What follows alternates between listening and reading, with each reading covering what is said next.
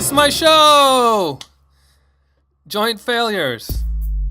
Hello, everybody, and welcome to the very best podcast in the entire world, Joint Failures. My name is Chris, and with me is John. Hi, I'm John. So, Joint Failures is a show that's new to Jupiter Broadcasting. Again, what's old is new. We've relaunched the rebirth, the Completely revenge. Different. Yes. Because people weren't listening to the first one. Yeah. So, but it's called Joint Failures. I mean, that's kind of what we have to expect. That's kind of the thing. So, we're going to cover a lot of different topics, stuff that we think most of the people like us are going to be interested in. So we hope you will stick with us and enjoy the show. We've got some interesting things coming up in this episode. The first thing we're going to do is we're going to kind of give you a little background to who we are and how we know each other. But then once we get past that goofy crap, we're going to start off with a tech section in the show to talk about a couple of items that we think maybe we could sound like we're smart about. You know, not that we actually have a legitimate opinion, but we are on the internet. So we should have some sort of... Right. So what we're going to cover is the eBooks versus the world. You know, you've got Barnes & Noble just announced their Nook. You've got the Amazon Kindle, of course. Sony's got some things. That sucks. Right. We also... I wanted to talk specifically about the culture of upgrading constantly. Our machines, our software, everything. But we'll get into that more in a bit. And then also, I have a question out there for the audience regarding... future format of our shows, discussion I want to talk about with John about different things regarding that. And then moving on into the entertainment section coming up in the show, we've got to talk about a movie John and I went and saw, Surrogates. Yeah. Right? Yeah. So we got a little review of Surrogates coming up. And then also, I've been watching Mad Men. I have also been watching Mad Men. I thought, okay, good. All right. So we can talk about that too. Yes. And but have you been watching Stargate Universe? No, but I have. Okay. And so I'll talk about my thoughts briefly, and then we'll move on from there. Okay. But we've both been watching Dollhouse. Yes. Talk about Dollhouse a little bit, and then I got a little story to tell about how I saved a kitty from a burning... No, I'm going to talk about audiobooks for a second. And then I want to talk about looking for jobs in the tech sector, in today's economy, and all of the BS surrounding all that crap. We both have a little experience. Some of us have different experiences because of the recent situations. I'm talking about that in a bit. But why don't we kick off? We'll talk about us. Because what else could we do when we're online? I thought we should let people know, if this is the first time they're seeing the show, how we know each other. Okay. Well, we used to work together. Yeah. I mean, we met each other in an IT department at a local bank. And we became fast lovers. And we're very passionate. Fast and quick and hard lovers. No, but we did move in together for a while. Yeah, we did. But it was totally platonic. It was not that way. Yeah, we lived like a year or so. Yeah, I think maybe a little more, really, right? Yeah, it might have been more than a year. Year and 9 months, I don't know. Yeah, something like that. And it was adorable because we commuted together, and that's where I was introduced to 24. Right. Chris had vacation. I just left 24 on the table, and I think he was done with it by the time I got home. Yeah, I went crazy. I mean, I didn't stop when you got home. I just kept going, and you joined me. And I had heard about 24 before then, but I thought, that's not for me. I think I was like on an anti-Fox kick at the time. I don't remember why. I go through those phases. Don't we all? Yeah. Don't we all? Kind of. So we kind of go, what was that, like 2000? No, 2002? I don't know. I'd say 2002? It's probably been about 7.5 years, I'd say. Okay. So then back in 2006, we started a show called Castablasta, which some of you have heard, and we've just kind of been farting around since then. So we thought, well, we should be probably on a podcast because we meet the qualifications of podcasting. Yeah, we're people. Yep. And we do have an internet connection. So check those two boxes and we're good to go. All right. So that is a little bit about us if you've turned in for the first time. Now, I thought, let's get right into the meat of it. You know what? I forgot to mention, we're kind of kicking around the idea of maybe having a little medical marijuana discussion. Right. Should we get into that, or do you want to do the tech stuff first? What do you think? We could talk about that if you want to. All right. So why not? The reason this came up is, recently, I don't know the details on it, but I guess there's been some changes from President Obama regarding the treatment of medical marijuana. Distribution. Now, I am not an expert on this, but I'll pretend like I am. My understanding is that California has these places where you can just pretty much buy it with any really flimsy medical excuse. And they were getting raided by the feds. And Obama said, you don't really need to do that. So it's So legal. it was kind of against. It was legal in the states. Legal in the state, but not legal on the federal level. You're right. So the state is allowed to do something, and then the federal government is coming in and rating. Yeah. So that's like that's like just it seems to me like a pretty big waste of funds. Right. Well, apparently, people agreed with you. Now, so now that is they put the kibosh on that, and now they're just there. What do you think? Dispensaries are there. Medical marijuana. What do you think? Just top of your head, what's your opinion of medical marijuana? Should there be medical marijuana? Now take out things like glaucoma, and where people are in a lot of pain, because there's a lot of people that are legitimately using marijuana because it relieves a symptom or prevents something. Right. Well, see, I think there's people that aren't. Personally, although I am not really a user, I have absolutely no problem with it. It's something that, I mean, it's as far as drugs go, it's pretty much as light as you can get. There's a lot of over-the-counter drugs, well, not over-the-counter, but prescription drugs that are much worse. Oh, yeah, I totally agree. And, there's a lot worse prescription, which is crazy, right? Right. And I would argue, depending on, now this is going to be true for however much anybody uses, but I would say that it's probably, you can be more, there's probably more chances of being dangerous after like a few drinks at a bar than there is having a joint or something. Yeah, whatever. Right. So the whole thing just boggles my mind that it's illegal in the first place. Well, there's legitimate medical needs. I mean, you talk about glaucoma, but there's also people maybe who have cancer who have no appetites, right? So they smoke marijuana to get their appetite back. I mean, that's fairly common, is my understanding. And there's lots of different things like that. So you got from stress relief, and I think some people it's bogus, but who really cares? I mean, that's it's my not like thing. it's really hurting anybody. Would you apply that same standard to say heroin? No, because heroin's something that you have a fierce addiction to. I mean, like what happens with heroin is you have your endorphins, but we have serotonin. But anyway, like the heroin makes it so your brain only recognizes the heroin for endorphins or serotonin, whatever it is, and not your body's own natural. So that's why you feel sick, and eventually you're just using it to not be sick. Yeah. But what about that'll cause crime because you're trying to steal because you need it so desperately. But what about nicotine? I mean, nicotine is the same deal. It's horribly addictive. Right, but it's everywhere, and it's not the same kind of high need. You're not gonna. Most people aren't going to throw up if they're not smoking. They might be irritable and not fun to be around. So what about some of the other drugs that maybe like ecstasy or something like that?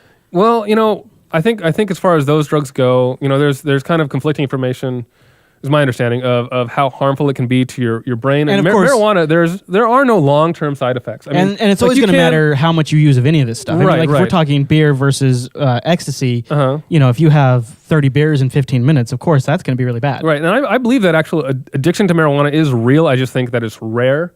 I've seen people who are dependent on it, and if they don't smoke, they start having panic attacks, things like that. But I think it's a rare situation. I think that you really need to go, and you're not going to OD on marijuana. You're going to OD. You can OD on heroin. You can OD on ecstasy. Right. True. All of these drugs. Alcohol. Even but there's nothing's going to happen with that. Well, I mean, people. I mean, you've heard of people dying from alcohol poisoning. Oh yeah, all the time. It happens every day. Yeah. So I mean, that would be ODing on. But the whole just like the culture around marijuana blows my mind, because it's like this article that was talking about President Obama releasing some of the restrictions on medical marijuana shops, or, like you were saying, where the feds can raid them. They're talking about it, and it's like, well, we're just changing it so that they respect the state's rights, but the actual conversation of medical marijuana, that's not even on the table. That's not even up for discussion. Right. It's like, well. And some people are upset about that because they want it on the table. Yeah. Why not? Why not sell it? Why not tax it? There's strong opinions on both sides here, and I think it's easier to just. I'm just looking for the. I mean, if there's a reason, I just want to know what it is. Is it just because there's been misinformation? Like when you go to school and you like have DARE, or you see the PSA ads. I mean, the impression they give you about weed is it is very dangerous.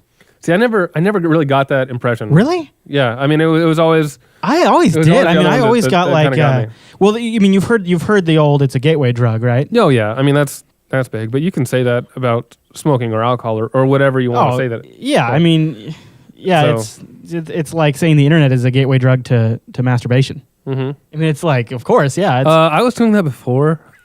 Well, some of us were pioneers. Let's just be clear on that. Right. I mean, yeah. But I think it's a ridiculous situation. But it's like one of those where you have to make a choice. Mm-hmm. Do you break that law because you don't think it's like if you're in a place, say, where the speed limit is 55 and you think it should be 60, is it that same kind of law breaking where, well, I'm going 5 miles faster? Is it that degree of breaking, or is it more severe? And I think it's more severe just because of the level of punishment you could potentially receive. Well, right, but I mean, you say that, but I mean, I can't remember how much you have to carry for it to be a felony, but it's a misdemeanor. I mean, if you have not too much, it's not that big a deal unless you have that's good. Intent to sell. I mean, and that's where you get into more trouble. But I've heard of like cases where they've claimed somebody has intent to sell. Now, what's weird? What's really weird is growing up, I had opportunities, but I just never really indulged in it, and mainly just because I didn't want to smoke.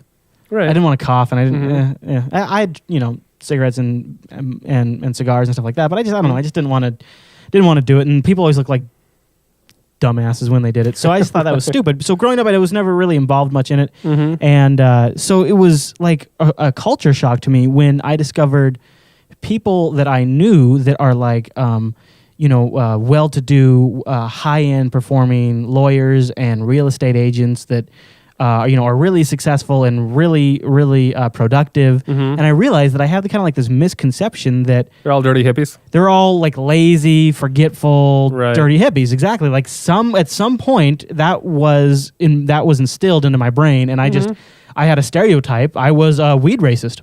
Right. I admit that I had that for a long time too. Not that long. I'd say maybe until high school. But I mean, I didn't know any better, and I think that's still a huge part of the culture, which is, I don't know. Some might argue obnoxious, but yeah. And but I'm not condoning like. I'm not saying that if somebody's 13 and they're watching this, I'm not saying they should go smoke up. But what my point is I mean, because at the end of the day, it makes you kind of unproductive. I mean, less productive. I mean, it does. And if you've got work, if you've got homework, if you've got family life, you can't really. I mean, you can do the occasional checkout, and that's one thing. And I think that's up to your discretion if you feel comfortable making that decision. But there are legitimate downsides. These scary health things that they said, like if I one weekend, if I have myself a little party and I decide to enjoy, I'm not going to then the next weekend go find some coke. And but at that same time, I got to plan to not drive anywhere. I need to know that I can't work, and if I'm on call, that I have to consider that. So it's. I would say the dangers are not what they told us they are. They are just, personal life issues that you have to figure out. Right. So, whatever. I know, it's funny because it's like one of those things too where it's against the law, but you can, if you're in a room of 4 people, there's chances are that 2 of them are regularly breaking that law. Right. So yeah, I think it's good that Obama made this decision. But maybe it didn't go far enough. I mean, I guess everyone feels like it's going to be political suicide. Maybe they just want the states to figure it out. Yeah. But like we're in Washington State. There's a lot of marijuana, and we have like a $9 billion deficit or something like that. Right. And it just seems like you look at the sales tax on cigarettes here in Washington. It's crazy high. We have like the second highest sales tax in the United States on cigarettes, and it's some crazy dollar amount, right? And you could easily apply that same sales tax rate and charge a higher premium for the product for sanctioned marijuana that would come from verifiable source. It means the other thing that you hear a lot as well, weed money supplies the terrorists, which is a scare tactic. It is. The weed money supplies some dude that either spent the money on the lights and the water, or some Canadian guy who's got a farmhouse and his downstairs. Right. I mean, that's who the money's going to. Where he's hiding the terrorists. Yeah, exactly. Where the upstairs room is rented out to Osama bin Laden. No, this is the terrorist room. This is the weed room. Yeah, exactly. And then out there, that's where the cows are. Because remember, but if that really is a concern, maybe there's something going on that I don't know about, then it seems like, well, okay, let a private sector like Philip Morris, who grows tobacco, let them grow marijuana that it's like, and you could do it like they're audited now. I mean, you can't butcher a cow and sell it in the supermarket without having it inspected by 3 different government agencies. You could easily do that with marijuana, and Right. I mean, I think the thing with marijuana is it's such like a tame drug that people don't die from taking it. Really, they die because it's illegal. Really, I mean, because then you're going to get the crime, and then you're going to get like that kind of stuff. Yeah. Where there could be potential violence. It's one of those things that I will look at it and I go, is this going to change in my lifetime? And I honestly don't think it will. I know people like to think that, and of course, if you're a regular visitor of Dig, it's already legal practically. I mean, people talk about on Dig like big medical marijuana or big legalization. It's like, no, guys, you guys are. No. There's too many old cranky white guys running the government who don't want that hippie stuff. But I don't think it's ever going to change in our lifetime. Okay. But maybe people will loosen up towards it. That's our thought on marijuana. It is. It's an interesting thing that we've never discussed. Right. That's true. So I thought, let us know your thoughts. I would definitely like to hear what people think on that. I would guess that most of them are like, yeah, legalize. But I bet there's some of you out there who think it should stay illegal, and it might be there's a very good reason that I just don't know about. So I actually would very much appreciate feedback, because it's one of these things where I struggle to understand, and it kind of upsets me, and because I'm like, I do not understand why we can't have this. But if somebody knows a legitimate reason, I want to know about it. Yeah. Well, they say it's because it's hard to tax, but who knows? Well, yeah, I suppose, but it's like the argument. I mean, because somebody could grow it on their own, right? It's a weed, like it's right. But it is a weed, and you could, you would also tax the hell out of all of the equipment to make it. But the same argument is true with beer. I can make my own beer that they can't tax. That's true, and it's probably a lot easier because making a beer. They tax you on all the things that you need to make it. Yeah, exactly. That's what they could do with the marijuana. It's all right. Weed is just like weed and dirt and light. Well, I guess but it's supposed to be pretty like light intensive. Yeah, right. It's supposed to be. Yeah, I don't know. I think it depends on your weed. Yeah. All right. So let's move on and let's get a little technology going here, because we are a couple of geeks, and well, come on. You showed up with a laptop and a Kindle, and no, I wasn't protesting the label geek. I was making a geek noise. Yeah. Gotcha. So eBooks. Now, this is one of those topics where people think either you are the biggest moron in the world if you want to put down a paperback and read something off a screen, and other people are like, oh my gosh, this sounds like the coolest thing since TCP/IP was invented. Now, here's why I specifically want to talk about it with you, because I think you're probably the biggest reader I know of ever. I mean, when we lived together, this is part of the reason I wanted to give a little backstory. Yeah. When we lived together, I mean, you could blow through an entire big, fatty book in a weekend. I mean, you're a reading machine. I'm not actually that fast a reader. I just do like to read. I'm you somewhat slow. You love it. I mean, you love that. You love the S out of it.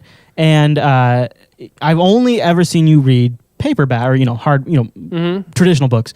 But you recently, as an anniversary gift, right? Yeah, as in. Well, my anniversary was yesterday. Yeah, 2 years. But congratulations! She gave it a day early, so yeah. I was gonna say okay. So as a guy who could literally burn down all of Seattle using his books as fire starter, what do you think of going electronic? You've had it for how long? The Kindle. I've had it just for 2 days. And this is the new Kindle. The what do they call it? Kindle 2. Just Kindle 2. All right. The from the back of it looks like a big fat iPod. So you've had it for 2 days. What is your initial impression? I love it so far. But really? But now this being said, reading on it though. I love reading on it. It's easy. I mean, there's no glare. I mean, that's the whole thing. The electronic ink and everything, and you can adjust the size if you need to. But and people, when I get older, that is nice. Yeah. People that have never seen an e-ink screen might be thinking it's like looking at a cell phone screen, something like an active LCD screen, but it's actually it's a completely static image. In fact, if you're looking at the video version, when the Kindle is sleep, it actually displays an image on the screen because it requires no power, because it's not actively drawing. It is magnetically organized little particles that form on the screen. So the only time it uses power to update the screen is when it's changing the contents, and then it no longer uses power. What that means is there's no flicker.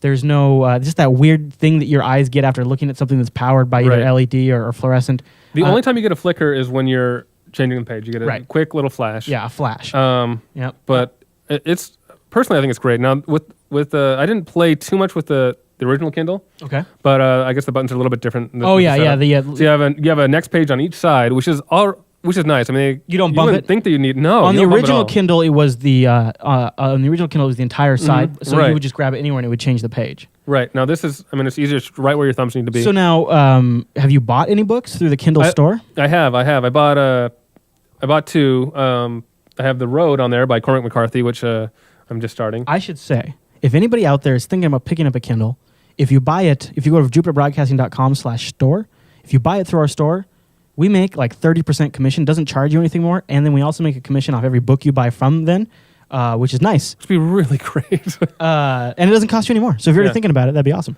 Okay, so sorry, I didn't mean to interrupt. So you bought one book or two books? Well, I bought two books. And what was your experience buying those books? What did you think? It was super easy. I mean the wireless connectivity, it takes less than, they say that it takes about a minute. It's less than a minute. We can get 3G on it when it's around. Yep. Generally, you want to keep that turned off, though, when you're not buying books. Battery sucker. Yeah, battery sucker. Yeah. There's an experimental web browser on it, which is not the best. I mean, it's going to be all black and white. And slow. Because the screen, because of the electronic ink. But here's what when I was, like almost 2 years ago, when the first Kindle shipped, we did a review. And you know what I used that for?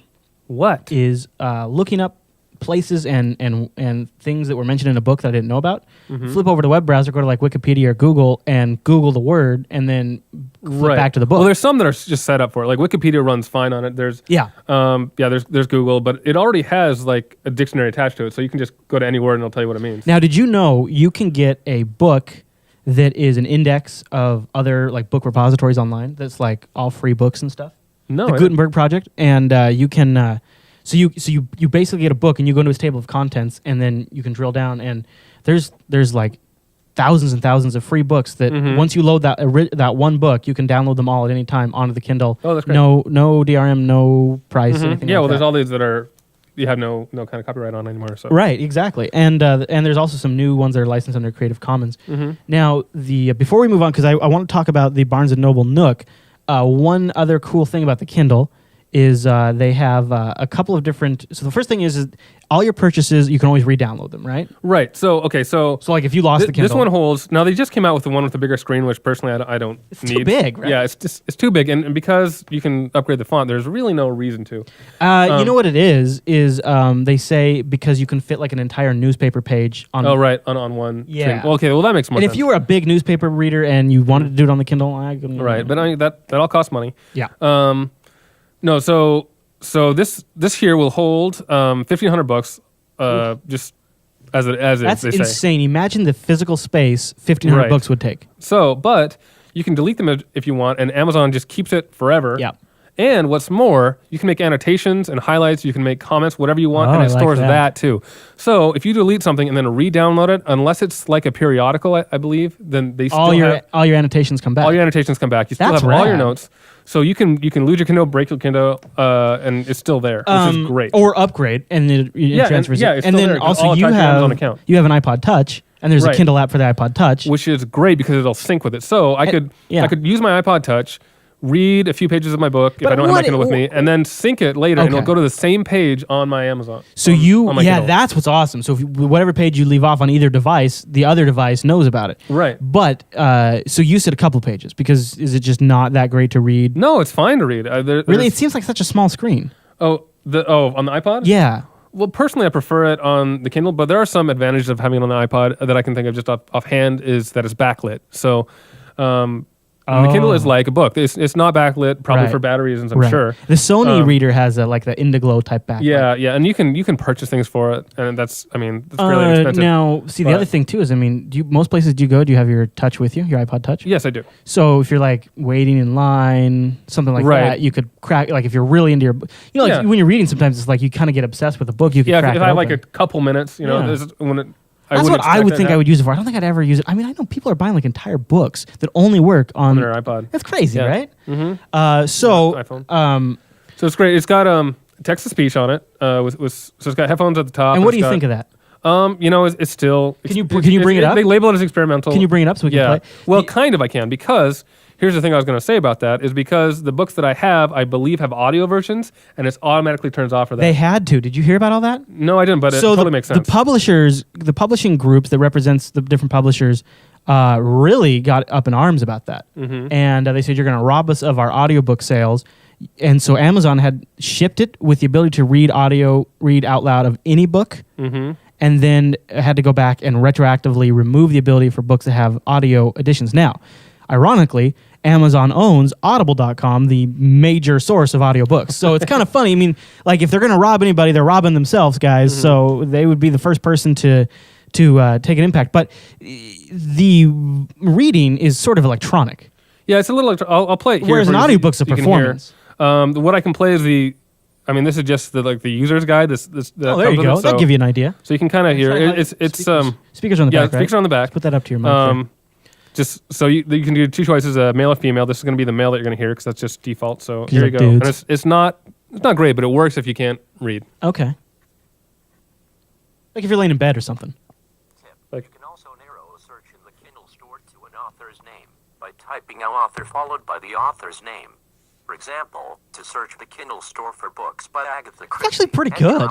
It's not bad, but there's some things like one of the things that made me laugh was just the word reading. It said reading. Really? Couldn't get reading right? It's like a licensed voice engine that they use, and they didn't make it themselves. But I actually could see myself. I've been... I guess I was going to talk about this later in the show, but I don't want to take away from the Nook, but we'll get to the Nook in a second. I've been into audiobooks, and I'll go to bed at night listening to them, and that would be great if it's a book that's not in audio. Yeah, you can just do it that way. And it'll work. It has a headphone jack, right? Yeah, it has a headphone jack. So if you're in the car, like my car has a headphone jack in to play over the speaker system, mm-hmm. and I could plug that into that, and I could listen to the book while I drive because I commute a lot.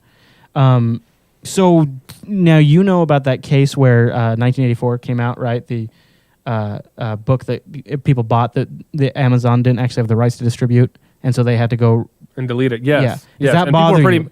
It does bother me. I mean, because they did it without telling anybody, without asking. Now they swear they'll never do it again. Right. But it still bothers you? I think that it was such a PR fiasco that they won't do it again. They won't do it again. Yeah. But I mean, the thing is you 5 years from now. I mean, this Kindle. First of all, I mean, it's solid. It could last a very long time. Mm-hmm. The battery life is amazing. It's great. Like a week if you turn off the wireless, right? Yeah. It's nuts. But say over 3 years period, you buy 100 books, mm-hmm. and what each book's $10. No, they're not always $10. Sometimes they're less. But what's great about that? I mean, that's another huge reason for ebooks. What if one of them had to get deleted? What if some publisher sued Amazon or something?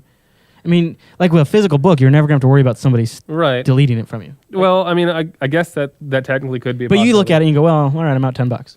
Right. Okay. Right. Well, and the thing is, what's great about it is I mean, you look for like a latest hardback example I'll use is The Lost Symbol, the new Dan Brown book, which is supposed to be awful.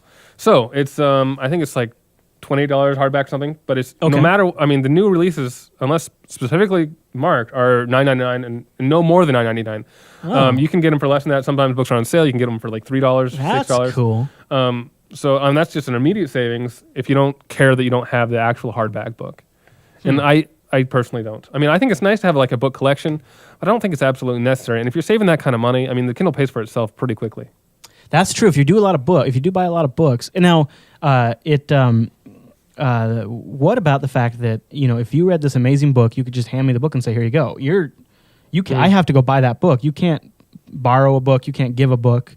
But I think Amazon is going to have to add that because the Nook has a lending feature. Right. But what do you think about that? Is that a big deal for you? That kind of is a big deal. I mean, I don't know too many people who have Kindles. I know a couple, and I'm sure that it would. I don't know for sure on the Nook, but I bet if you're going to lend it, it has to be to another Nook, is what I'm going to guess. Another Nook or the Barnes & Noble reading software that they have for Mac, Windows. Right. So Barnes & Noble proprietary software, though. Barnes & Noble proprietary software, and you can only lend for 14 days at a time. Now, I think after that 14 days, you can re-lend. Okay. But it's a temporary thing, which I think you should be able to transfer the ownership of a book. But I guess if the book's good enough, I could break down and spend the $9.99 or whatever it's going to be. But if I had a Kindle, it would be really cool if we could. Oh yeah, I think that's something that they'll have to implement. Another thing that I'd actually really like to see is just kind of having like dual readers, because it'll remember the last page that you're on. Oh, and multiple profiles. Right, and if I want my wife to be able to read a book that I'm also reading, she'll have to like go to the chapter, which Gotcha. you can do shortcuts that way, or page. But I mean, just if it can remember. Yeah, I didn't think of that. I think That's that'd be true. kind of a cool feature. Yeah. All right. So let's talk about Barnes and Noble. This makes sense. They're also obviously really into the book business. Yes. They've announced the Barnes and Noble Nook. It's kind of a stupid name, and it won't be out until I think like November 30th. But they are definitely going for the Kindle's nuts here. First of all, it looks better, I think, in my opinion. It does look a little bit better. It looks. I mean, while this looks like kind of like the original iPod, the Nook looks like the iPod Touch. Yeah, and the way the Nook is set up is that it's got a screen that it looks like it's either about the same size or maybe slightly wider than the Kindle. But then where the Kindle has a keyboard, they have put a color multi-touch LCD screen down there, so you can zoom and you select your books, and it looks really, really sharp. It does look nice. It's in color. And the bottom is in color. It has a couple of days less battery life than the Kindle, according to the Barnes & Noble specs, but, but then otherwise, it's pretty much spec for spec, either meets or exceeds the Kindle in a lot of ways.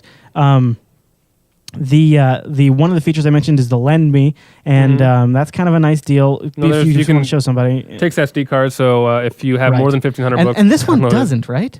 It does not. And the Kindle One did. You can delete them, and they're always on Amazon, so you can always re-download them. That's why it doesn't matter. Well, here's where the SD card comes in, is because the Nook can also read PDFs, Word docs, and pictures. Picture files, and it also. I don't know if the Kindle, I don't think actually does yet, but I think they're talking about it. There's a format called EPUB, which is so the Kindle's ebook format is AZW. The EPUB format is a standard book format that Barnes & Noble, Sony, and a few others, IREX, are all supporting. And you can load those EPUBs onto the SD card, and you could take it between devices. Or that's another way. I could give you an SD card with a book on there, and you could load it into your Nook. And read. That's nice. I think that's cool. I just like the flexibility. I think that's nice to have. I think that's a great thing to have. I think that the Kindle is probably, no doubt, going to start responding to the other leg up that the Nook has over the Kindle is these are estimations, but it's said roughly that Amazon's Kindle library of books is around 350,000, and they say the Nook is going to be around 750,000. So a pretty big difference.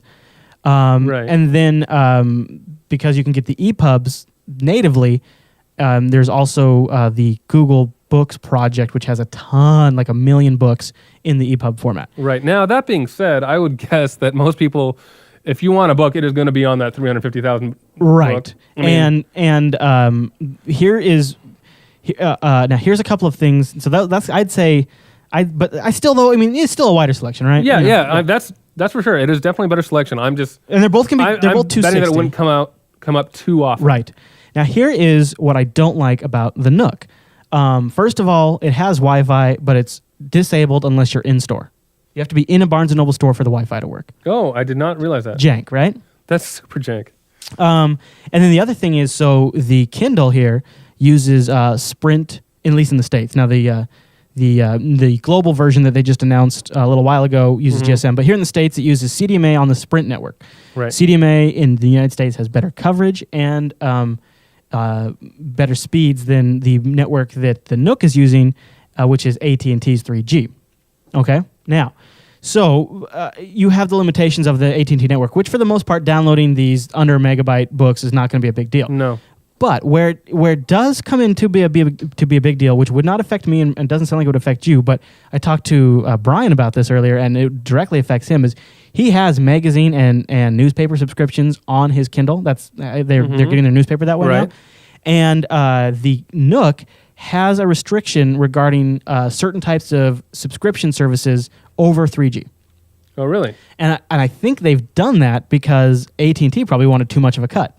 Just like there's certain things that the iPhone can't do because of AT&T. It seems like old AT&T is also going to be, in some ways, a limiting factor for the Nook. So Wi-Fi issues and then overall 3G connectivity. So if you subscribe, if you say you subscribe to a magazine through the Nook, you have to go into a Barnes & Noble. So there's there's a Nook store, just like there's a Kindle store on the device itself, and it should be everything in there you can buy at any given time over 3G.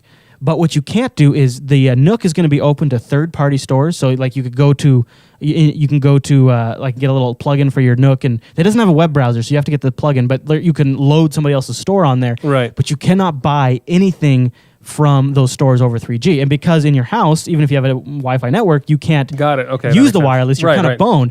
Now, and what people are talking about is like the New York Times is like, well, maybe we want our own Nook store where people can subscribe to the New York Times. Well, can't. Okay. They have to go through Barnes & Noble. And then if you do something over 3G, traditionally AT&T's contract, now this is just an assumption on my part, but based on history, AT&T gets a cut of any transaction done over their wireless network. Okay, that makes sense. So I'd say, it just to me it feels like a limited thing having the Wi-Fi disabled. Now, Barnes & Noble did say they're open to possibly enabling it down the road. But here's the thing, right, is Barnes & Noble still has a big vested interest to getting you into their store. Right. Amazon does not have that consideration at all. And I think in a way, long term, any new developments to the Nook are the Barnes & Noble management is going to try to work that angle. What can we do to get these guys in the store? They're already talking about like when you go into the Barnes & Noble store and enable the Wi-Fi, there's going to be in-store purchases that are on discount. So if you buy it over the thing at home, it might be $10. But if you go into the store, it might be $3.99. Okay. Now, kind of cool, but just give me the freaking discount wherever I am. I mean, I bought your device and I'm buying your material. I don't like this, like, they're clutching on to, like, the traditional. It's like... But that's what they have to do to keep in business. I mean, this is... Or they just have to be prepared that maybe 15 years or 5 years or 10 years down the road, they're going to be totally online. Yeah. I mean, they either go online. It just seems like they're trying to pull a Blockbuster. They're trying to pull a Netflix competition, but still keep the physical stores. And now, Blockbuster talking about shutting down their stores and going to kiosks. It's like you gotta embrace and you gotta try to lead that market. And I don't know. I'm worried that that's going to hold them back. The one other knock that's kind of a big deal for me, but probably not for most people, is it doesn't look like as of now the Nook is going to support Audible formats. The Nook says it supports audiobooks, but there's in no tech spec is there mention of the Audible format, which is a different proprietary format because for one, it has DRM, but two, it keeps track of where you are in the book. And that is a big issue for me because I'm an Audible subscriber, and I love the idea of keeping all of my books, audio and text, on one device. On the same place. And Amazon owns Audible, like I mentioned earlier, and so I would be surprised if they never got it on the Nook. Now, Audible traditionally has tried to get on every device they can. Everything, I mean, like freaking TomToms and Garmins and everything has Audible support. So I'd be surprised if the Nook doesn't. But to me, that's almost a deal breaker right there because I drive so freaking much. I drove like last week. I drove like 16 hours or something like for the whole. It was crazy, right? It was like whatever 2 work days is, whatever. And it's audiobooks are kind of like I quickly I finish up my podcast. I'm like, okay, I need more. And so it's like audiobooks. Okay, here I come. And without that, I'm like, yeah, that's right. That's kind of a nail. That's kind of a boner for me. Oh wow. All right. So the screen size is actually 9.7 inches. Looks like. No, that's a big Kindle.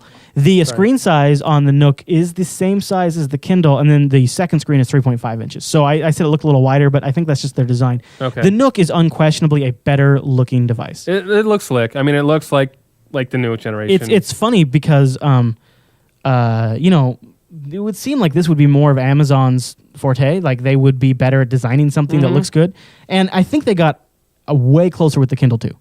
The Kindle one looks like something from 1983, which is kind of cool in a retro sense. I think they wanted it to look more like a book. I mean, it's kind of like angled and I stuff. guess, but it even fades, like the old beige computer equipment like that you've had for like 10 years has like that weird kind of brown. Greenish brown. Yeah. White, the Kindle does that too over time. And but this new one, this white kind of plastic looks like that's not going to happen. And also, this is much more solid. The old one creaks when you pick it up and stuff. It gives the plastic. And the but Barnes and Noble looks like they took the design up even a whole nother level, which is awesome. It looks like they used the Kindle as a starting point. Yeah, exactly. They looked at the Kindle and they looked at the iPhone. What else do we want to do? You know, it's funny. Did you just say this, or somebody online I was talking to said like the Kindle kind of seemed like the iPod Classic design? I said that about 10 minutes ago. Okay, yeah. So that was very insightful of you, John. So competition's good. Mm-hmm. You fall down now. So you, a big reader, you fall down. Ebook is the direction of the future. It's the way of the future. You know, I don't know. I think there's always going to be collectors. I think there's always going to, you know, there's something you said for having it in your hand. Are you done buying physical books? Probably not done. Probably. Why would you ever buy? Seriously, just because there's some books, you know, that I like so much, I want the physical copy of. So why? So why? I mean, why? I mean, what is it about the electronic book that isn't fulfilling that having for you? The physical, hold it in my hand copy. I mean, and I think that's gonna always have something to do for book sales. That being said, that will be very rare for me now because almost everything that I want I'll be able to purchase through Amazon for the Kindle. It's like like what I do with Netflix. Like 90% of my DVDs and Blu-rays are Netflixed, and then every now and then, a couple times a year, there's that big movie that comes out that I want to own the copy of it. Yeah, it's exactly like that. Yeah, I mean, because you could download the movie illegally if you were so inclined, right, and have it for keeps that way. But you want to support it, you want to have it, right. It's exactly like that, right. And in a way, you know, that's why I own every mother effing generation of the Star Trek movies that have come out since VHS to Laserdisc to DVD to Blu-ray to HD. Oh, HD DVD. Can't forget about the. I wasn't aware that you had them on Laserdisc. No, I don't. But okay. My dad actually bought. I think the only one that ever came out on Laserdisc was the motion picture. Oh, and did you ever have a Laserdisc player? No. Oh my gosh! First of all, it was kind of rad in some ways because it was pretty cool. Huge effing. I know. CD. No, I've seen them. Yeah. And that's where that's where I was first introduced to Cliffhanger, and you had to flip them or swap them. So like in the middle of Cliffhanger, you just have to stop. I know. Crazy. It was a big right? deal. Like our schools had them, and they'd like bring them in a big deal, and it'd be some crappy movie, but it was on Laserdisc, so it was supposed to be neat. Though that was the first time I had ever seen behind the scenes special features. Like I don't know if did they used to ship like a special features on VHS? I didn't know that they did that. I remember like watching a DVD that had a commentary on it, and I wish I could remember what it was, but I'm like, how did they do a commentary on this? Because this guy was dead before DVDs came out. So they recorded it. So they did it for Laserdisc. And so you've never seen that for VHS, right? Where there's like a separate disc or a separate tape that's like special features. No. I've seen. I remember some VHSs having like an after the movie watch this for things. Okay. Yeah. But Batman, that was still pretty rare. The special edition of the Batman movie had that. Yeah, some stuff like that. Just after the movie, fast forward through all the credits and stuff. And it was still on the same tape. Right, still on the same tape. Well, I guess, you know, for me, whatever reason, like the special features thing was like this really big revelation to me. Because before then, I'd never really seen special features. So I never really saw like any of the behind the scenes, like, you know, actors having to retake stuff and you know, like all that kind of like goofing off and all. I'd never seen any of that, and I was like, this changes my whole perspective of movies. Like it was a total mind job for me. Oh yeah, I was all about the director commentaries. Yeah. I mean I would watch the movie so I could watch the director commentary afterwards. Yes.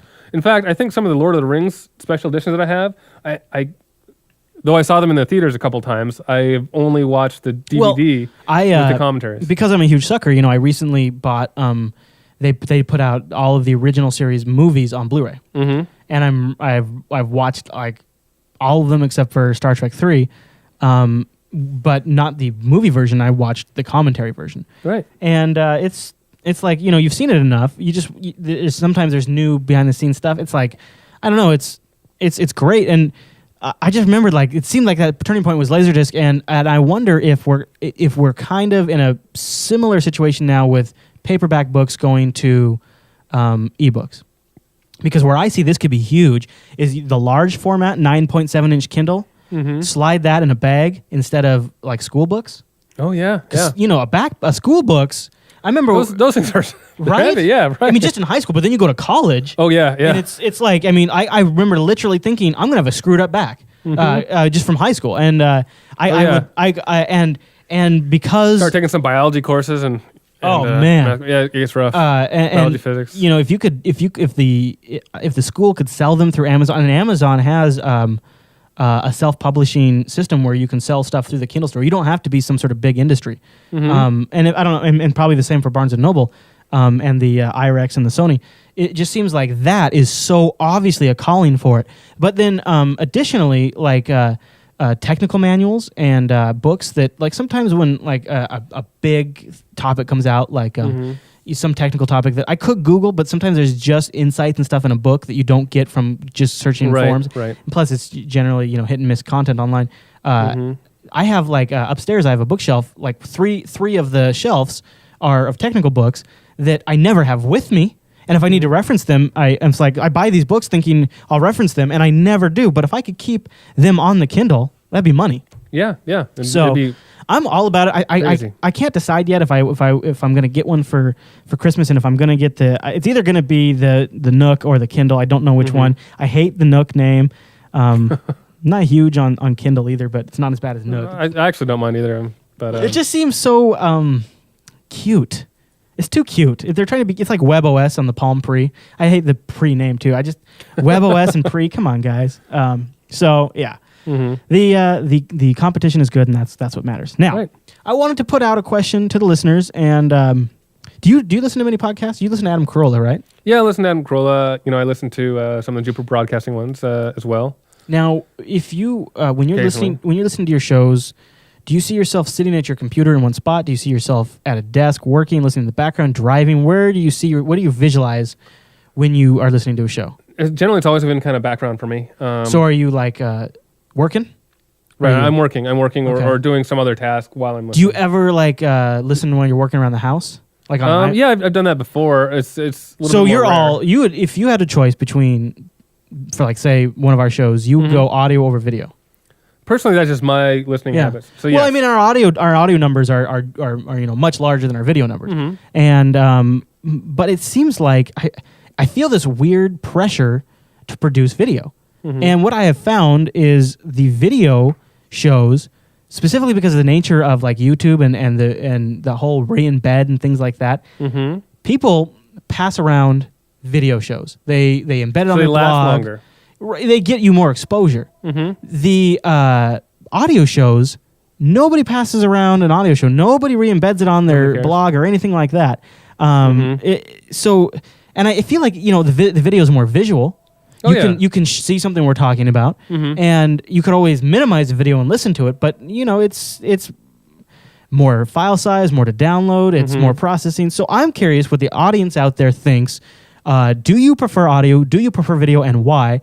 And you can either leave us a comment over at jupiterbroadcasting.com and even if you prefer audio, do you still find value in the video? Do you want to go to the video? Yeah. And the question would be, do you see down the road audio today, but maybe like if like something like the Roku or the Popcorn Hour or something gets really easy where you can watch podcasts on your TV, would you see yourself switching from some TV shows to video podcasts? I'd love to know that too, because like we both have TiVos, and the TiVo can do podcasts, but I don't do it.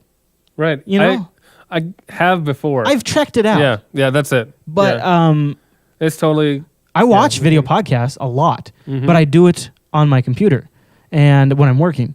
And I'm curious what people out there do. So if you want to leave us feedback, wherever you're getting this, you can leave it there, or you can go to facebook.com/Jupiter Broadcasting and post something on our page there. I really want to know, because I want to produce these shows in the formats in the ways that people want to get them. I mean, what I do now is I put these out in all these crazy formats, and I do all this work, and it's like, well, what do people really want? And the audio numbers stay strong, but the video numbers are climbing. So it's an interesting thing.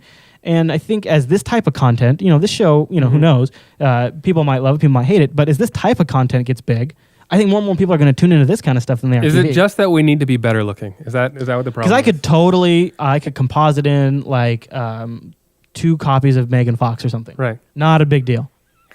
Nice. Nice. Because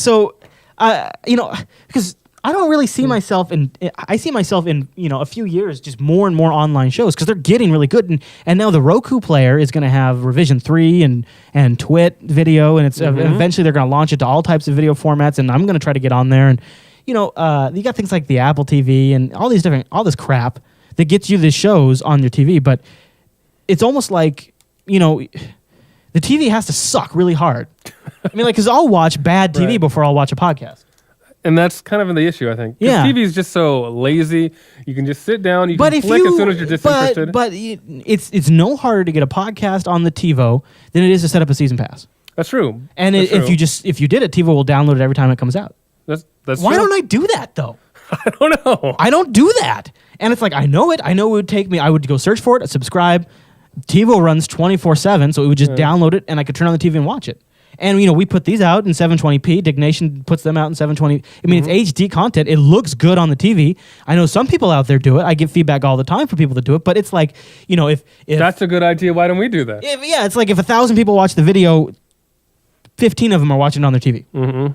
But, so anyways, curious to see what people think. Love to hear your feedback. And that's kind of that, Okay. All right, let's move on. Let's talk about a little entertainment news. Yes. So going forward, I think what John and I are going to do is we're just kind of wax on and talk about the stuff that we find interesting. Generally, it's going to be kind of geeky stuff, right? Typically, and if there's a new show or new movie out that we really want to talk about, we're probably going to cover that. But John's been floating around this idea that I'm kind of really starting to dig is if there's not a new movie or if things are on break, or if we're too busy to go out and see a movie, why not cover something that's kind of like from our culture? Mm-hmm. You could let us know what you want us to talk about. Is there ourselves? Is there some movie out there that you'd love to hear our take on? First thing I think of when I think of like geek culture is I think of things from the 80s. Really, like that's what jumps out at me. Well, for us, that's what it was. Back to the Future and Ghostbusters, and then TV, I like A-Team, MacGyver. Things like that. Yeah, totally. And I could wax on about that old stuff and look at it now from a point of view where time has passed. And you sometimes have to be a little honest, and some stuff isn't going to hold up, and some stuff does, and it's interesting. It's interesting to kind of think of it in that respect. So I think that's an idea we're going to play with in future episodes. In this episode, we're going to talk about surrogates, which has been out for a couple of weeks now. And how would you describe what type of movie? It's Bruce Willis. It's Bruce Willis. It's like a sci-fi mystery, and maybe. But the general idea behind the movie is people kind of live. I don't want to say it's virtual reality, but it's pretty much they live through their robot's eyes. So they kind of sit back in a chair and remote control, and they remote control through their. Apparently, thoughts, wireless networks are fantastic. Yeah. And and their control. surrogates are always like generally better looking, plastic looking versions of themselves. Plastic, creepy looking versions of themselves. And most people choose someone very attractive. Bruce Willis, however, just chose himself a little bit younger with hair. And which is funny to me. Crazy ton of makeup. Yeah. And then there were some people that chose like completely different body types. And why not? Which is an interesting idea, right? Yeah. And the whole idea is that we never. The whole idea is, I guess it takes place in the future. It's supposed to take place, I think, sometime in the future. Some of it would have to, but like it's not that far in the future. And the whole idea is like we consider going out into the real world dangerous, so we don't leave our houses.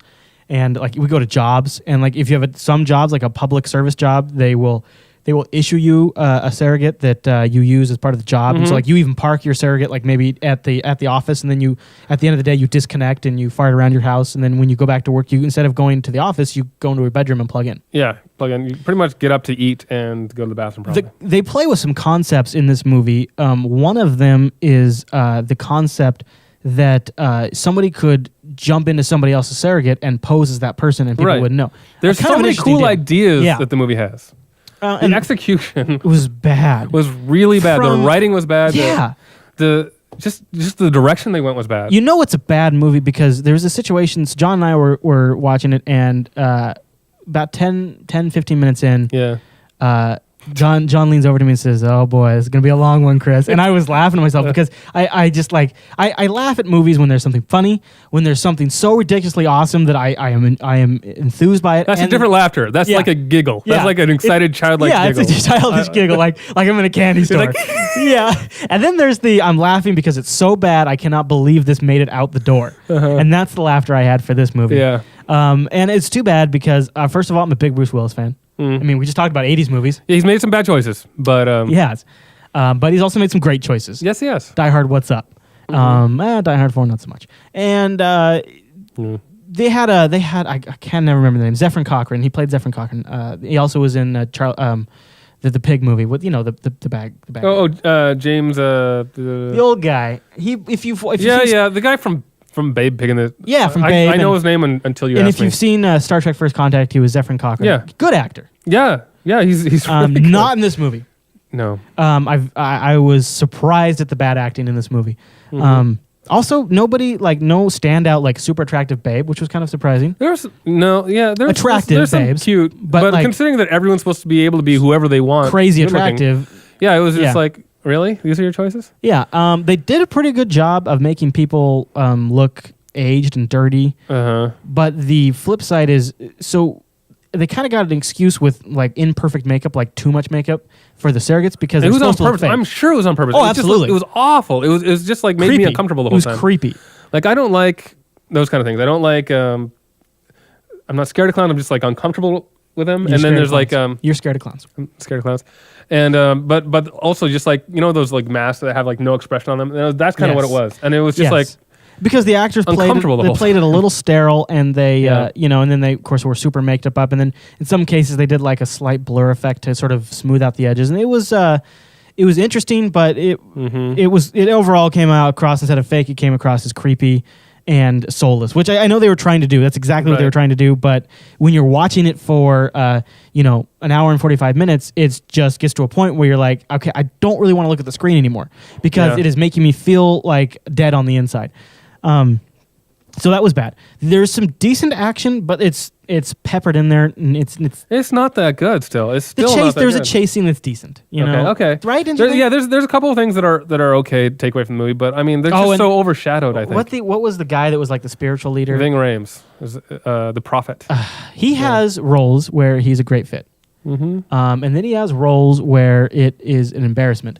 And I also, during the movie, which we don't usually talk much during movies, but, I leaned over, I think it was during the movie, and I said to John, I was like, I cannot believe that beard makeup has not progressed since the 70s. His beard looked awful. You could almost see the spirit gum above the hair holding it on. And I'm like, this has got to be a high-budget movie, and this beard looks like a freaking beard that I would go down to a Halloween costume store and grab for Halloween. It was, there were just a lot of things that take you out, but mostly it was, I think, aside from the beard, it was really the writing and the direction the story went. And because the concept of having robots do everything for you and being able to be whatever you want and people taking over and that kind of stuff is kind of cool. And there's so much you could do with it, really. Right. But I wonder sometimes when I see actors that I know can do a better job, do such a poor job. I always wonder if the production schedule was really rushed. So they only got 1 or 2 takes. And I don't know. I think you gotta blame directing. You gotta blame editing and to a certain extent writing. So and the soundtrack. Even the soundtrack sucked. It was bad. It was a bad movie.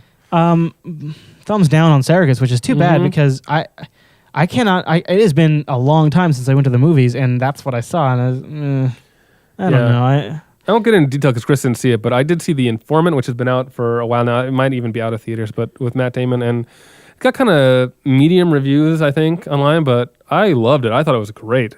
I thought it was hilarious, and it's based on a true story. So I'm totally drawing a blank on the check it out on Jonathan Archer's name. Matt Damon? No, Jonathan Archer. Quantum Leap. Yes. Scott Bakula. Yeah, I almost said Sam Beckett, but yeah. How much was Scott Bakula in the movie for? Quite a bit, actually. He's one of the lead characters in it. I think Scott Bakula can be a decent actor. I don't think his best was in Enterprise. I rewatched that show. It wasn't, and that was frustrating for me. It's hard. It's hard, abrupt. I was such a Quantum Leap fan. I loved that show. I mean, it was really kind of. And it seemed like he had good acting in that show. Yeah. So he was good in this movie. Well, he was okay. Go looking back, Quantum Leap. There's some where he's just totally overdoing it. Absolutely. But Enterprise. There are times I think where he was good, but there's a lot where what it was is his angry wasn't good, and so when he needed to be angry and official, it was But no, and that's what it was. Is whenever the angry. That's exactly what it was. Whenever he had to get angry, I was. And just a sidebar really quickly. Actually, think Janeway did a good angry. And I'm not. I don't generally say very many positive things about Voyager, but I think Janeway did a good angry. She's a stern mistress. Yeah. Yeah. No, she was good. But all right, so he's in this movie and he's in it for a fair bit. He's actually he's one of the main characters. I mean, you have Matt Damon, and then you have you have Scott Bakula and Joel Right. McHale, who's also great. Okay. Kind of working together. What else do I know Joe McHale from? He's in The Soup. He's actually local from is he? Washington. Yeah, and he's in Community right now, a show on NBC. That's pretty funny. I'm gonna probably end up Netflixing that one, but that is one I was like, I could go see this in the theater, but I don't have to. Yeah, and that's what it is. It's really kind of I don't really know how to describe it. It's kind of a comedy, but it's based on a true story, and it's Okay. it's watching it. It's like, this is really based on a true story, and I wasn't aware of the story beforehand, so it was very interesting. For me. Now, keeping in the kind of entertainment spectrum, it's not really a geek show, but I don't know. There's something about Mad Men that really draws me in. Oh yeah, and well, the attention to detail is one thing. I mean, that's kind of if you're gonna argue geekiness, like they go out and they find like everything there is authentic. They find stuff that's like it's all 60s stuff. They definitely geek out on the 60s, and I have paused the show a few times and gone away and done something and come back, and it literally looks like a color photograph from the 60s. It's crazy. It's crazy. like every scene I pause, I'm like, that looks like something I would have seen, and I wasn't alive in the 60s, but there's an article in Entertainment Weekly talking about where they go to find this stuff. Yeah. They just scour. I read that actually. Yeah, it was kind of interesting. They really, and like when they find different stuff, they like they depending on like how nice of a thing it is, they are like really particular about which character would have that. Like if it's something really really nice that's female, feminine, like they would put it on Betty Draper, the main character's wife. They would put it on her nightstand because it's a very nice thing that is kind of high class. Yeah, and it's supposed to, that is so awesome. And I love it when a series talks about the characters like they're real people. Like Betty would buy this. And not like, what would be awesome is if Betty got raped. Like there's some shows you watch where you're like, they're just like thinking of crazy story ideas, and then there's shows you watch where they're like involved in the characters. Now that being said, this season has come under a certain amount of fire, kind of I guess probably backlash because the first couple seasons were so well received. And how is this one different from the first two seasons? Well, there's a little bit. So I mean, for example, what I was about to head to, and I actually enjoyed it okay, but that one guy getting his spoiler leg guy gets his foot mowed a off. riding lawnmower that's in the office, which is funny. Yeah, it was funny to kind of. What's funny is the issues that the events that surround it, like the way they treat the whole matter. Like shrug it off. Like if that happened today in corporate America, like if for some reason the lawnmower was in there, lawsuits, all this corporate bureaucracy, and like they're like, I'm sure that's happened before. Yeah, he's fired. So what was the issue with that? Just because it was gruesome? No, just certain backlash on the writing. I personally don't understand. I'm really enjoying the season. Issue I think a lot of people have with the show that I'm hearing more and more of is like nothing really happens a lot of the time. You have to be a slow burn. You have to be okay with a slow burn, and you have to be okay with more of an experienced show than a heartbeat pounding kind of show. That's a great way to describe it. I think experienced show is really what it is. Although they're right now during the current season, they are kind of like ramping some things up. Yeah, some S hit the fan in this last episode, which is cool. And they've dropped a few hints about Kennedy, which makes me think they're going to work in the assassination. Right. They are really good if you watch the shows back to back, because I usually save them up into a batch. They are crazy great about dropping hints, and then an episode or two later, like, do you remember? So this is a spoiler, and I'm sorry, I apologize, but one of the main characters' fathers dies, and they like an episode beforehand. And then again, in the episode where he dies of like a stroke or a heart attack or something. And they mention symptoms like of the people experience before they have that type of death. Right. He smells something. He smells something, and then the episode before that, he tastes something. Right. And I remember thinking, that's not good. And then Yeah. No, I mean you can. The attention to detail is good, and it's a fascinating. It's almost like if you went to the Guardian of Forever in Star Trek, and it would display like images from the past. It's almost like watching that. It's really cool. So check it out if you haven't. If you have watched it, I'm curious to see what everybody out there thinks. Maybe we'll go more into detail later episodes if people are interested. Right. All right. So getting back on the geek train. Stargate Universe. I've been watching Stargate Universe. Now you haven't, and I'm curious. Have you not just because you haven't had time, or because you're just not interested? Well, I never really got into the previous Stargates, and you were telling me before. Did you like? I liked the first. The first movie. I liked part of the movie. Okay. I mean, like when I saw it, I enjoyed it. Like I enjoyed the whole thing. But I think I liked it. I think I remember. But for me, it was another one of the. I like the ideas more than I like the executions. I think I remember liking it because I really like Egyptian stuff, and I really like sci-fi stuff. And so they use a wormhole thing, but I'm like, well, they could go really anywhere. I'm like, why did it have to be just this? Like I wanted them to use the gate more. I wanted them to use the and that's more. what the TV series was, right? But I didn't really enjoy how they were doing that. So I never really got into SG-1, and I did not get into Atlantis at all until it ended. And I've watched a few shows, and I'm like it. Brian's a big proponent. I kind of had to grin and bear it for a little while, and then I don't know, I just kind of fell into a groove, and I kind of started to enjoy it. Okay. Well, I'm open to it. Which is unusual for me. I don't usually if I have to grin and bear it, I usually dump it immediately. You normally do. Yeah. So now is that why you haven't watched Universe? Because the whole kind of like the unwritten premise of Stargate Universe is you hit the reset button. You don't have to know anything about any of the previous TV shows. Right. You can come into it totally cold turkey on the whole Stargate franchise.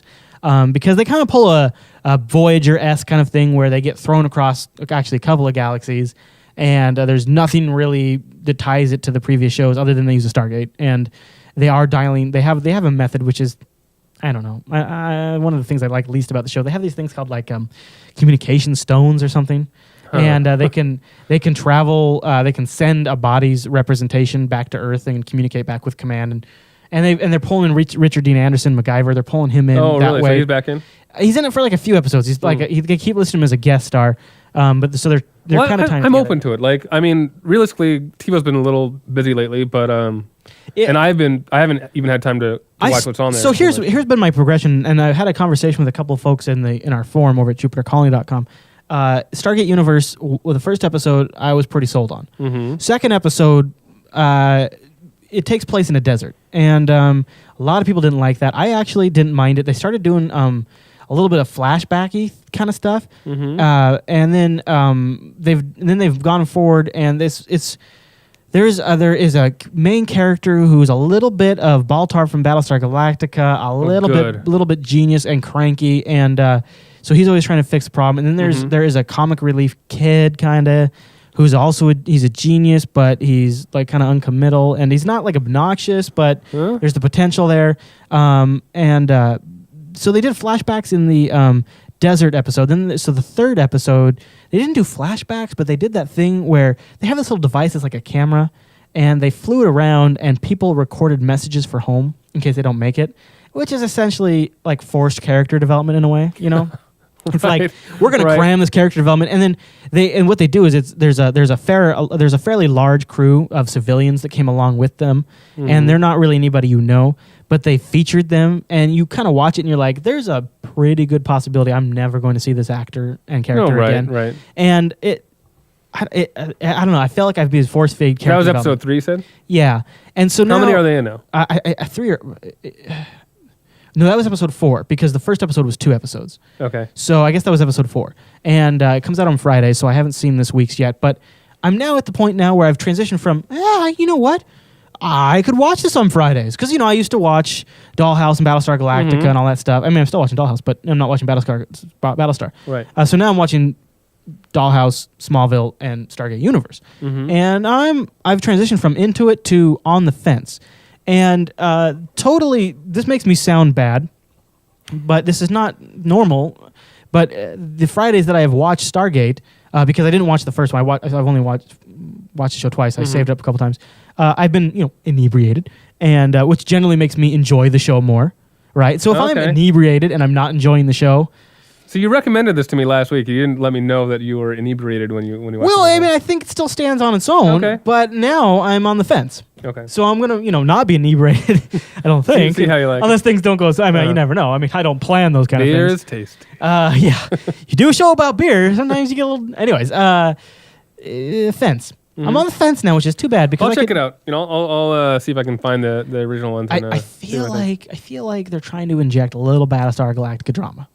Oh yeah. Yeah, like they have like in their cupboard they have like the Battlestar Galactica shaker of drama, and they're putting a little bit in there. Now there's still some good sci-fi, and the one thing they're doing that I do enjoy is they are in a situation where they're on a ship and they don't know where they're going, and the ship's falling apart, and they have to fix it, and so they're dealing with real situations that you would experience in space if you were in space. And I do like that. I mean, one of the things that really bothered me sometimes about Battlestar was it didn't matter that it was in space. It was totally irrelevant. Totally did not matter at all. And this is generally a key point to their plot line that they're in space. And that that's good. I mean, if they can keep to that, at least they won't fall into the BSG, hopefully. But I could see them eventually they're going to fix the ship. And then where are they at? Where are they at? I don't know. Maybe they'll just be like, we like it here.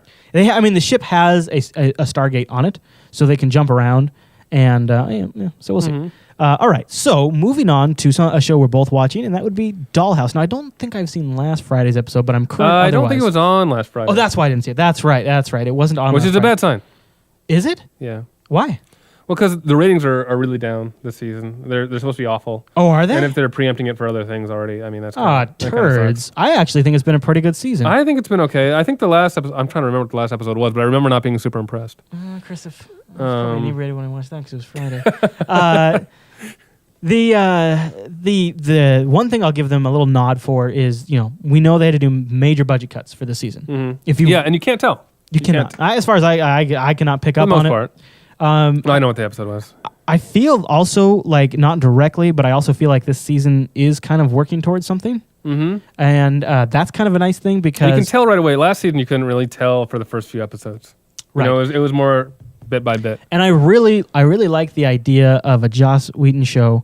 He made Buffy, Angel, and Firefly. So I know he's got some skills. And I like the idea of a continuing story arc kind of envisioned by Joss Whedon for Dollhouse. And what we do know is that one of the unaired season finales was a end of days sort of nuclear like 30 years in the future or something. Yeah, post-apocalyptic war and way to go, Dollhouse. And there's the Dollhouse. And so crazy cool concept. And if that's something they're working towards, or even not, it's still okay. One of the things they did either in the episode or the episode before is a little flavor of surrogates in there. Is they took a guy who's a bad dude. He was a messed up, murdering, kidnapping dude, but he was in a coma, but his brain's still good. Right, that was the last episode. So they downloaded his brain into a blank body and interrogated him. So that way they could still get the information they needed. And it's kind of a cool concept, pulling somebody out of their body and putting them in another host body.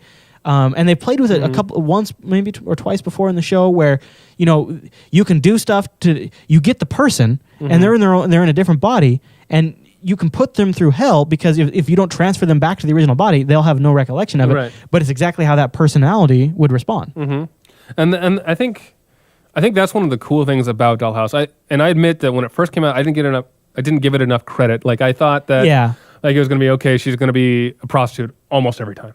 But, and I guess they were told by Fox to tone that down. Right. Yeah. But when you kind of see all the things that they can do with it, I mean, I'm guessing that eventually they're going to try and replace a presidential candidate or something like that or do that kind of stuff.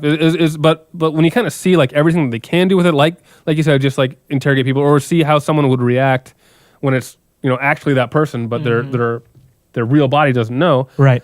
You can kind of really get into some cool areas, and this is just Whedon's. To his credit, he thought about that, and it's coming out. If he can get that far along, if they stay with the show long enough, that's just it. That's the problem.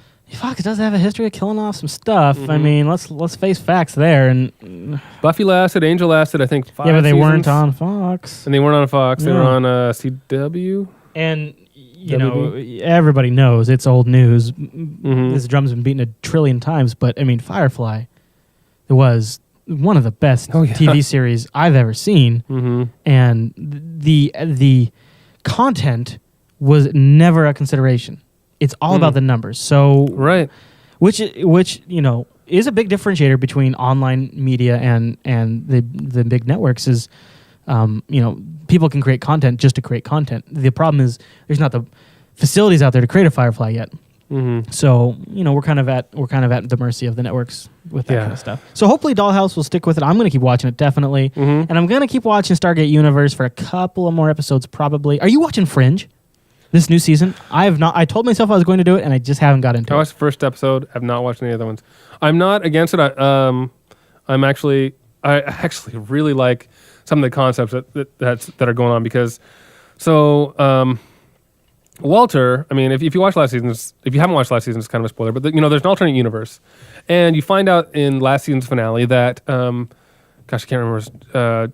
What's Leonard Nimoy? No. What's Walter's son's name? Oh, Anyway, that actor, he is from the other universe because the one in the home universe died. right. So guess what? There's a Walter in the other universe that is pissed off, and he is probably going to be coming after other Walter, So- which will be pretty awesome to see. I think. Maybe or corny. Yeah, I bet if they do it right. Like I like the idea of Yeah, I mean, it could easily be corny. But you could do it good too. You could like he could screw with people and like we don't have to see him screwing with Walter. Like we could just be like the guy behind things that are coming. Right. That would be, I think, an easier way to do it and a safer way. Well, and you could still less risky way to do that. I think. interesting. But see, in order to pull it off right, you got to have a way that he can know that kind of like the day-to-day knowledge and all of like the special things that he would need to know to impersonate Walter. But you have to be able to give him that information without like a total cop-out. Mm-hmm. And I guess, it's Fringe, so anything's possible. He could, they could claim, well, it turns out that everybody's memories are stored in their DNA, so he just went and got a hair sample and then implanted all those memories in his body. I mean, they could very easily do that in Fringe. But if you did it in a way where it wasn't just a lazy writer's move, and it wasn't like some guy with the goatee doing the he kind of a thing. Right. It could be cool. It could be. Now the danger here, I mean, I although I haven't watched it, I know that. Well, actually, I did. It was in the original one. They had a semi-major character die. Okay. In the first episode, and then not really die, but then he's since died. Gotcha.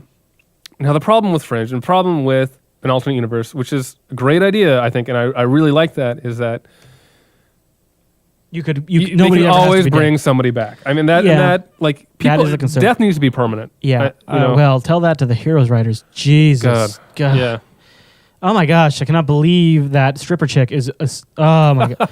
Ali Marter. Yeah. So, yeah, that's a bad thing. But Star Trek had the alternate mirror universe.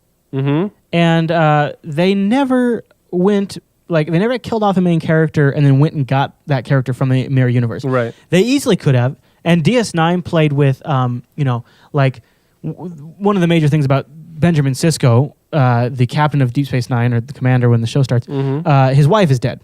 And he goes to the mirror universe and his wife's alive.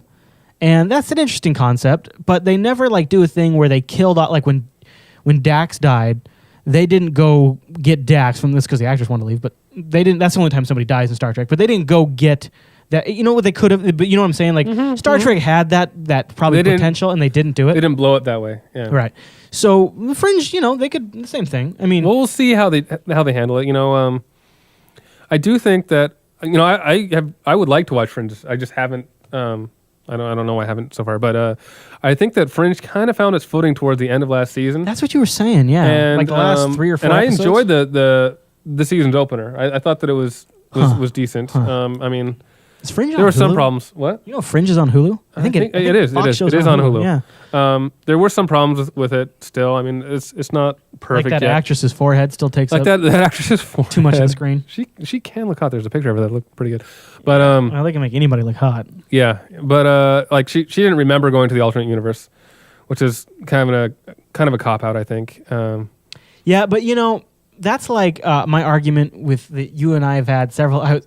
We've been live streaming 24/7, and I featured a block of Casta Blasta, and turns out you and I had this discussion multiple times in Casta Blasta. Oh, yeah? And the discussion is this: it really bothers me in Lost. Anytime they need to change something that's been said or done by just saying, "Well, Ben lied." Ben lied. Did we talk about it that much? Yeah, we talked about it. Okay. And it's all new to me. The thing is that's the same thing. That's the same thing they're doing there. Oh, she forgot.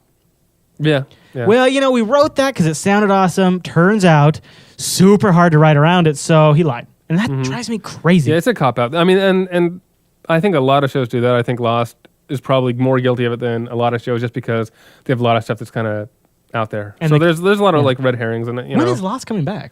I think not till January, February. Oh yeah, jeez. So. Have you got any more word about 24? You'd mentioned that they are writing multiple endings because they don't know if it's going to be the last episode. Oh yeah, of 24 No, for the series. I have not heard any more. I haven't really been looking. That's but scary to me. I can't. I honestly would have a void. Like I'm not watching it right now, but I know down the road in 2010 I'm going to be watching another episode, right? Yeah, and it'd almost be on a very small scale. I don't mean to make it this kind of obnoxious, but it would almost be like the loss of a long distance friend or an acquaintance or something. Wow. In a way, I'm really bonded to that show, and plus I have a man crush on Jack Bauer. Yeah. So I'd be really sad. Yeah, I don't know. I mean, eventually you'd think that he'd stop doing it, right? Like Kiefer Sutherland, he's getting older. Like his voice is just getting more whiskey. Let's not talk about that. So who are they going to replace him with? Because it can't be Tony Almeida. He is getting a ton of work just for the voice acting. Yeah. Yeah. No. Do you have any shows that you like that with though? That's like it's like this same thing happened to me. And again, it's not like I was weeping. I was just like, oh, when The Next Generation ended, because I'd watched it from episode 1, all the way to the end for 7 years, and it was my favorite show on TV, and then it stopped. And I had no more start. In fact, I'm getting a little sad just thinking about it right now. It's like, or like when I went to the theater and I watched The Undiscovered Country, the last original series movie. At the end, I was like, oh, there's like, have you ever had that kind of thing with any kind of thing that's totally fabricated that is totally ridiculous to feel that way, but you still end up feeling that way? I don't know. I mean, even though I'm a big defender of Lost, and I realize that it has its problems. I mean, it is not a perfect show. Do you think you might feel that way when Lost ends? Yeah, I'm going to be kind of... Well, here's what's the thing, and that I realize is inevitably I'm going to be kind of disappointed in the ending. I know. I know. But up till then, I'm having a really good time watching it. Just because I like that it kind of plays with my mind and makes me. I can't really think of a series ending. I did like The Next Generation ending, but I can't really think of another series ending. In fact, I really liked The Next Generation ending because the way they tied it in with the first episode was a stroke of. It was a masterpiece because they brought it all together and they gave it. They capped it nicely. Were you talking about the Enterprise ending? No, I'm not talking about the Enterprise ending. I'm not talking about Enterprise at all. Voyager, meh. Enterprise, meh. I can't think of another series that ended in a way that I was like... It's not a geeky show. I remember, because I watched Cheers a lot. It's like the end of Cheers. That was a decent ending, I thought. Well, some stuff was rushed, but I'd followed that show for a long time. It was on for a long time. I really like that. The movies... actually, the Indiana Jones movies, like, I remember being sad because... Yeah. I was young when it was released, but it was called The Last Crusade, so I thought that was going to be the last Indiana Jones movie. And...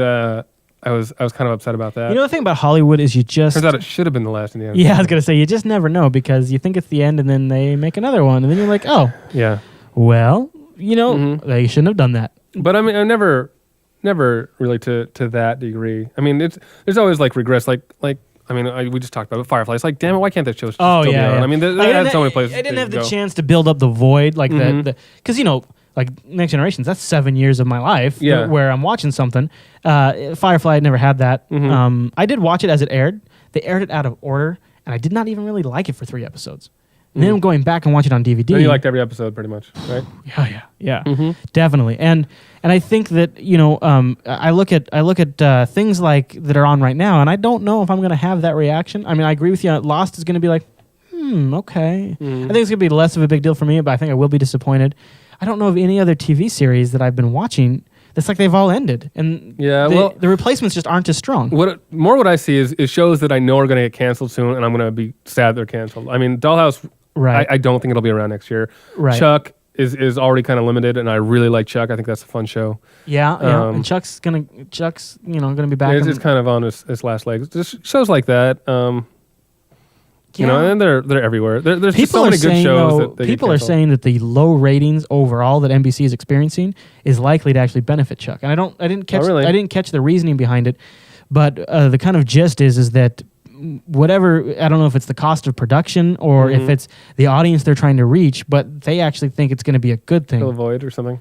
Yeah, they think I don't know what it is. And I think it's because a lot of the stuff on the NBC lineup during the weekdays that isn't like their main staple shows is reality based now, and that stuff isn't doing very well. So the scripted kind of comedy drama they're hoping is we'll see. I mean, Heroes is just tanking in the ratings. But and the season hasn't been that bad, so it hasn't been that bad. I need to watch the latest episode. It was on a couple days ago. Yeah, I haven't watched that one yet. And you know what else? I'm just side note before we move on to the last topic of the show. But just a side note, I'm saving up Curb Your Enthusiasm. Oh yeah, looking forward to watching that. Oh, you have? Because I don't think it's been out since we've both watched. Oh yeah, no, I'm I'm excited. And they're doing. You hear about that Seinfeld reunion? Oh yeah, no, it's supposed to be amazing too. It's supposed to be amazing. You know what? I was like, I'm like, oh yeah, I'm gonna watch Curb Your Enthusiasm. Sure, why not? Then they showed a clip on HBO.com from the new season. Mm-hmm. If you've never watched Curb Your Enthusiasm, you've got to pick up like Netflix, the DVDs or something. It's so great. It is so hilarious. So I'm really looking forward to watching. It's out right now. It's airing, and I'm saving it. So. Yeah, I don't have HBO, and I never really have except like when I had it for free in college. Netflix it, baby. But I bought. Remember, like I'd heard about the show, so I bought it. Yeah, you did. And then we both watched it and loved it. And that's back when we were living together. Freaking hilarious show. He's such a dick. He is like, but he's like, sometimes he's over the top dick, but he's like really your inner voice a lot of the time. Oh yeah. But he just doesn't have that filter. It just comes out. Like what happened was in the clip, he had an annoying neighbor come over and knock on the door and start talking to him. Mm-hmm. And like he was very frustrated by the fact that the neighbor just shows up and steals his time.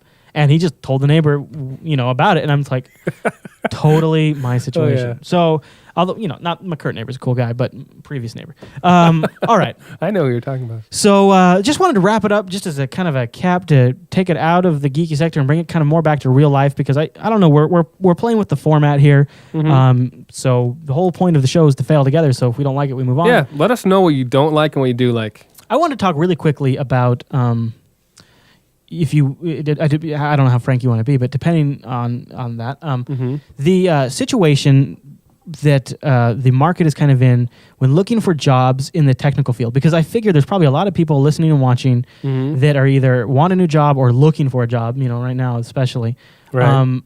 If you could sum it up in a couple of descriptive terms, I mean, what do you take away as you've been looking for a job? Because I've been toying with the idea of searching, but then have backed away from it. But we have a mutual friend who's been looking for a job, and you've been looking for a job, and it just seems like right. Well, I was laid off. I worked for the same bank that I worked for when I met Chris, and they went through a round of layoffs, and I got hit. And fortunately, we were my wife and I are kind of in the financial situation where we had a decent amount saved up. So you weren't devastated. No, we weren't devastated. It kind of actually, I mean, it sucks that it happened, but it happened at the right time. And I'm kind of glad to be out of there. To be honest, it's still having significant troubles. Yeah, it is. I mean, it's bank, and it's been a bad year for banks. Right. So I kind of had the luxury, I guess, of being able to like look around for a while. So you weren't in a panic. I wasn't really in a panic. But it's been not a joy, right? I mean, the whole process of trying. No. I mean, it's kind of frustrating because there's so much competition out there right now. I mean, it's about 10% in our state. In Washington. Yeah, unemployment. Yeah. So I mean, that's a lot of people going after the same job. And have you been mostly applying for technical type jobs? Tech jobs, writing jobs. That kind of stuff. And do you find that this is what, when I've talked to other people, it seems my impression is they want somebody that can do a little bit of everything, but right now they're lowering what the amount is they're willing to pay because they can. Yeah. And that's the thing. Seems like they want somebody that, but I mean the competition first. I mean, back when employment wasn't quite like, I don't know, a couple months ago. Well, it's particularly higher. Like even when Washington State's unemployment is generally high, typically, like not obviously this year. Right. Like the IT field is still pretty popping, and it's not. If you're looking in that field, it's you can find work. Even if like manufacturing is down, generally IT is not too hard. But even IT's been hit in this round of right. So yeah, and you see that. I applied for a job. It wasn't really IT. It was more of a writing job. I have kind of a background in that, and I know that I think 150 people applied for it in 2 days, I think. Holy crap. So, I mean, it's just really easy to get lost in that kind of... Would you find a lot of people want to do contract, too? They don't want to hire you as an employee, but... I have noticed a lot of contract to hire out there. Okay. Right now, as of today, I'm actually probably about to be hired for That's cool. company. That's good news. it's not the best pay. Like, for that kind of job elsewhere, you probably make more money. Yeah. And I just wonder if there's enough people that watch and listen to the show. My kind of thought on this is if there's some people that people are watching from all over the U.S. and all over the world. Right. But if you're in an area and you've been looking for someone and you haven't been able to fill the position, you might consider going over to JupiterColony.com. There's a joint failures section in there in the forum, and you might post in there, and other people watching the show who are looking for a position might be in your area, and maybe there's a potential that there might be a fit there. So just something to consider. I was just thinking, because I know, we've kind of been, it's a situation that we've been dealing with in our area right now and all over the place, but, you've got some very firsthand experience. Right. And I just thought if we could that'd be one really awesome thing we could do through the show is get somebody a gig. Right, and that'd be great. But the other thing we should talk about, and we have it in our notes, is like, do you go back to school? Do you retrain? Oh for something yeah, else? I want to talk about that. Yeah. What do you think? So I mean, that's what I was about to do, because I wasn't really happy with what I was doing, even before I was let go. I did my job and I did a decent job at it, but I didn't really enjoy myself very much, and it's kind of a thing that. So I recognize how valuable that is, because the people in my family, I mean, my parents are both teachers, and they just love what they do. And, not that doesn't have its challenges, but it's something that they enjoy and find rewarding. And I wasn't really getting that before. So I was planning on going back to school. I might still, just to get some additional training, find something that I enjoy, maybe get another degree. And it's my understanding that a lot of people are doing that too. Just because there is such competition, people want to kind of narrow their focus, find something that they specialize in. Just talking to other people who are unemployed, that seems to be the way to go. There's a way so you can still get unemployment when you do that. Yeah, you can get scholarships.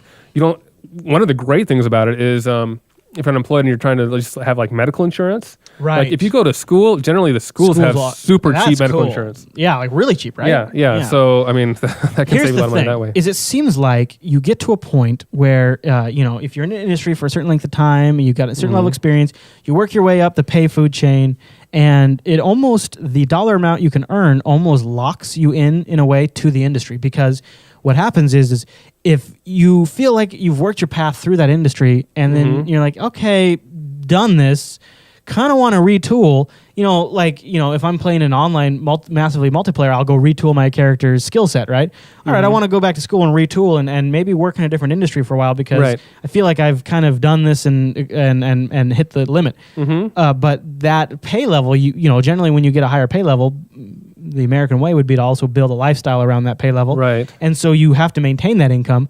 And it seems to me that there's such a potential there to become locked in and then essentially stuck in that career path. Maybe not at that job, but that's at that exactly. path. I mean, I talked to you about that before. It's kind of thing. It's not like I was making that much money at my previous job, but it was enough so that I couldn't go someplace else and make that much money anywhere else. Right, because it's through seniority and promotions. Right. So I had good. And the other thing too, because of the status of the market, is because they're looking for people that make less. It's hard if you're going in there and you're making a certain dollar amount and they're able to go a lot lower right now. It also makes your options a lot less. Now, the flip side, when the job market's crazy hot and there's a shortage of work, that means you can usually take a nice jump up. But right now, it's like everybody's willing to do it for less. Yeah, and that's a tough spot. And because there's people more desperate than me. And it just sort of reinforces that you're stuck doing that thing that you do. And that's a challenge everybody has. Right. And when they went through the round of layoffs and I was hit, I mean, it was like I said, I wasn't really happy about it, but at the same time it was freeing, because I did feel so trapped there. I mean, right. And I think that's the way people should try and look at it. If you're not happy with your job, maybe you're let go, and it's not going to be easy for a lot of people, but right. But there is stuff out there, and if you keep trying, if you keep looking, if you start looking from day one, you'll find something. It's not like I'm the most super qualified person in the world, but even a unqualified slob like yourself. Yes. There you go. It's I don't know.